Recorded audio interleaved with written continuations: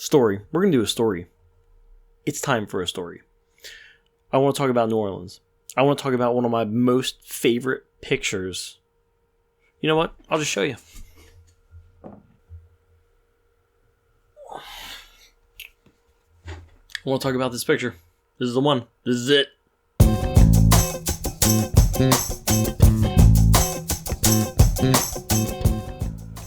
Now I know what you're thinking. You're probably like, oh man, this guy has all this money to travel, blah, blah, blah, blah. No, negative. Let me tell you right now, I'm super lucky to have the job that I have and work with the people that I work with. So Kathy, Jason, if you guys are watching, thank you very much. You have no idea what it means to me that you send me on some cool trips. Nolans is amazing. I love that picture. That picture, I'm going to name it NOLA Stoop Kid. Yeah. I'll probably regret that one day. I'm horrible with making titles up to things, but Stoop Kid. Yeah, NOLA Stoop Kid. We'll go with that. Oh, I love New Orleans for the music. And it's not just what you think, right? I mean, you can walk down Bourbon Street, downtown French Quarter, whatever, and you're going to see, whole bands sitting out in the middle of the road. Kids down there, a lot of the kids live in poverty. There's an awesome charity, Coven House. I'll leave the link in the description. They help homeless underage youth. I'm pretty sure the next time I go there, I'm going to try and volunteer. I would love to spend a weekend doing that. Anyway, these kids have the option to get into all kinds of trouble, right? Pickpocketing, selling drugs, whatever you can think of. But a lot of these kids choose to do music on the side of the street. And it's really neat because they just have a couple of drumsticks and some buckets.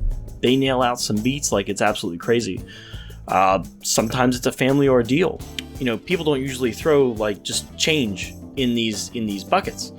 When I was sitting there on Bourbon Street checking these guys out, just taking everything in, you would see people throw like 5s and 10s and 20s into these buckets. I asked one of the kids when I had an opportunity when they were done performing, they said they would like bring home a couple $100 a night. Yeah, a lot of respect goes out to that. So I think it was towards the end of the day, I'm walking down Bourbon Street and I see a bunch of buckets right at this Stoop Kid. And I started taking pictures of the buckets and I didn't realize that this kid was sitting on the steps. So I put my camera down. I was like, hey man, I'm sorry. I didn't even realize you were there. I just want a picture. So he said, yeah, no problem. And then he put his mask up and I was taking pictures. Didn't even realize he was, whatever. After I took that picture, took a step back, thanked him, and was looking at my camera, I started to reflect on everything. This guy's sitting on the street, 16, 17 years old. I really don't believe he's into his 20s, but sitting here banging on a set of buckets with his buddies, making money, making a living like that. It stops you for a second and it makes you think about how lucky you are to have the ability to have a job, to have, to not hustle out on the street. And then you start going even more basic, like how lucky you are to have a family that and you can call or you can go hug or you see, right? You start understanding these things that you've taken for granted for a long time. It really puts your shit back in perspective for you. Don't take things for granted. Be thankful for what you got. This kid probably came from nothing. This kid probably has nothing. Reflective moments like that, especially with photography, when you go back and you look at things, you never know what story a picture is going to have behind it. It definitely keeps you grounded. So interestingly enough, the stoop that he's sitting on is 327 Bourbon Street, which is the old Sensations Gentlemen's Club. Apparently they were shut down a couple years ago. State police finding evidence of prostitution and sex trafficking. But apparently it was the fire marshal code violations was the straw that broke the camel's back. Anyway, that experience that I had, that raw information that I got from it, that one picture out of the entire week that I was there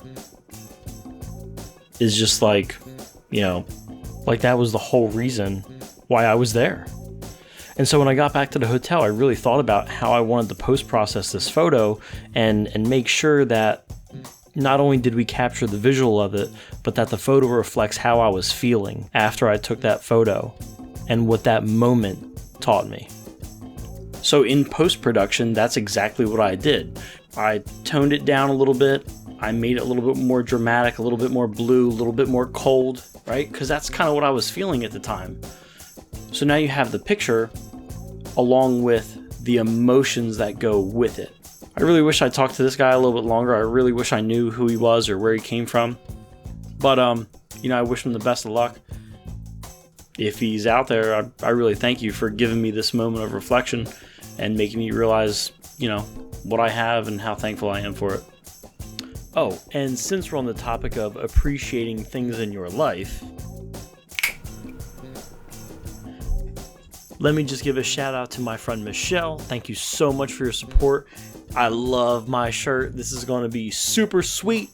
And I really appreciate all you guys out there who support us and everything.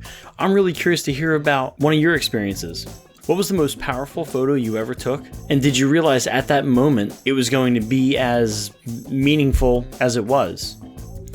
Throw that down in the comments. Alright guys, so that's it. That's all I got this week. Stay tuned for next week. I got something special. It's a little review that might help you. I don't know. Alright guys, until next time.